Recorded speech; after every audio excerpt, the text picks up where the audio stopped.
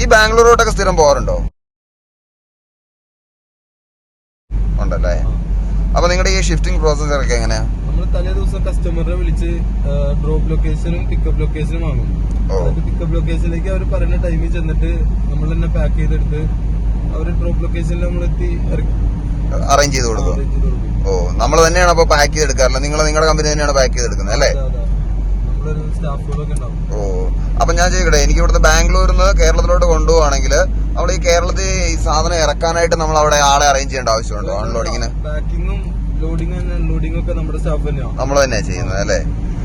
ഓ, അപ്പം നിങ്ങൾക്ക് ഏതൊക്കെ വണ്ടികളാണുള്ളത്? നമുക്ക് ടോട്ടല് 4 വണ്ടിയാണുള്ളത്. ദോസ്ത്, ബൊലേറോ പിക്കപ്പ്, പിന്നെ ബൊലേറോ പിക്കപ്പ് തന്നെ എക്സ്ട്രാ ലോങ് ഉണ്ട്, പിന്നെ ഒരു ഏസർ ഉണ്ട്. ഓ, അത് വർക്ക് അനുസരിച്ചിരിക്കും ഓരോ വണ്ടികൾ. ഓ, സാധനങ്ങൾക്കനുസരിച്ച് വണ്ടിയിൽ മാറ്റം വന്നുകൊണ്ടേയിരിക്കും. ഓ, അപ്പൊ നമുക്കൊരു 3 BHK ഒക്കെ ഷിഫ്റ്റ് ചെയ്യാനുണ്ടെങ്കിൽ നമുക്ക് വലിയ വണ്ടി വരുമായിരിക്കും അല്ലേ?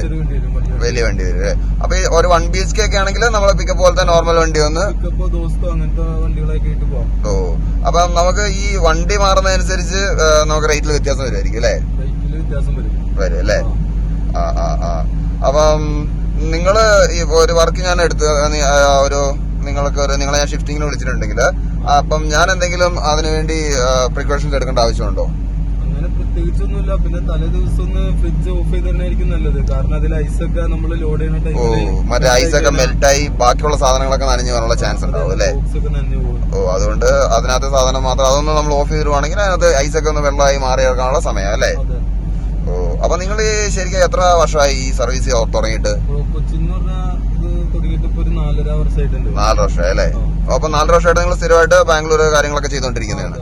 ഓ ഓ ഓ, അപ്പൊ നിങ്ങളെ എങ്ങനെയാണ് എനിക്കൊന്ന് കോണ്ടാക്ട് ചെയ്യണമെന്നുണ്ടെങ്കിൽ ഞാൻ കോണ്ടാക്ട് ചെയ്യുന്നത് എങ്ങനെയാ? നമ്മുടെ യൂട്യൂബിലും ഗൂഗിളിലൊക്കെ നമ്മുടെ ഇതുണ്ട്, അക്കൗണ്ട് ഉണ്ട്. അപ്പൊ ജസ്റ്റ് ഒന്ന് ഗൂഗിളിൽ സെർച്ച് ചെയ്താൽ മതി, പ്രോക്കച്ചിനോ അല്ലെങ്കിൽ പാക്കേജ് ആൻഡ് മൂവേഴ്സ് സെർച്ച് ചെയ്താൽ നമ്മുടെ ഫുൾ ഡീറ്റെയിൽസ് കിട്ടും കോണ്ടാക്ട് ചെയ്യാനുള്ള. നമ്മുടെ പ്രോക്കച്ചിൻ പാക്കേജ് ആൻഡ് മൂവേഴ്സ് അല്ലെങ്കിൽ just package and movers search ചെയ്താൽ തന്നെ നമുക്ക് ഗൂഗിളിൽ കിട്ടും അല്ലേ?